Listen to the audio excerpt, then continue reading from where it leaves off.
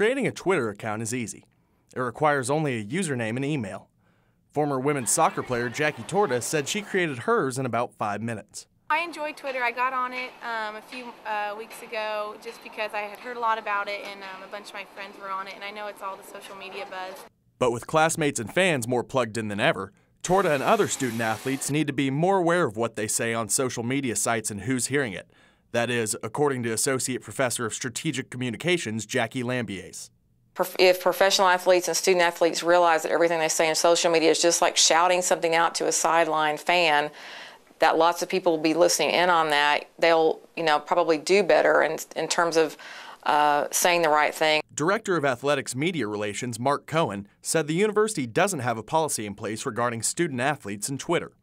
The athletic department educates its athletes about social media usage and then leaves it to the media relations personnel to keep an eye on their players through the year. Now, we do have some people in academics, maybe in media relations. We kind of do a peruse every now and then, but it's not something that, we are going to dedicate one person in particular. Athletes use Twitter for a variety of purposes, from letting the community know they care, to Lady Frog center LT Lovings dealing with daily TCU frustrations, to former football center Jake Kirkpatrick keeping followers up to date on his young family. But Twitter hasn't just changed the way athletes interact with fans. It's also changed the way teammates keep in touch off the field.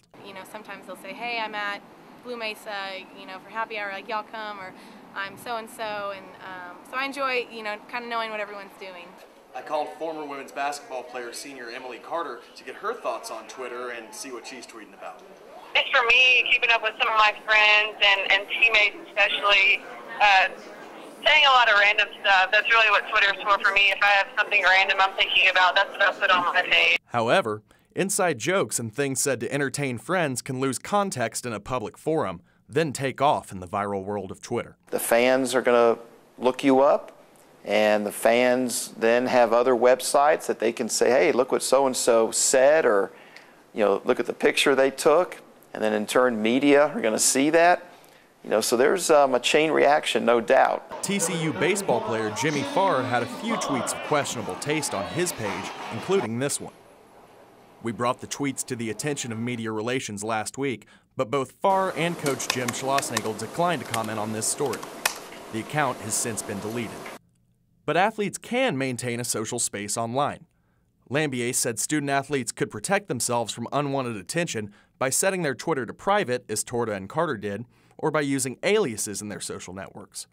But more than just student athletes need to be aware of their online presence on Twitter. Really, I think most students, whether they're athletes or not, need to realize that that's a platform for someone on the outside to see you, to think about you as a potential employee, and it's part of your public image, and you need to really guard that very carefully. Torta said she cringes when she sees friends post inappropriate material. Sometimes when I see a post, I'm like, oh no, and even you see something, you're like, oh, I wish they didn't put that on there because it's kind of could lead to trouble. But I think for the most part, it's a good tool if you're smart and responsible about it.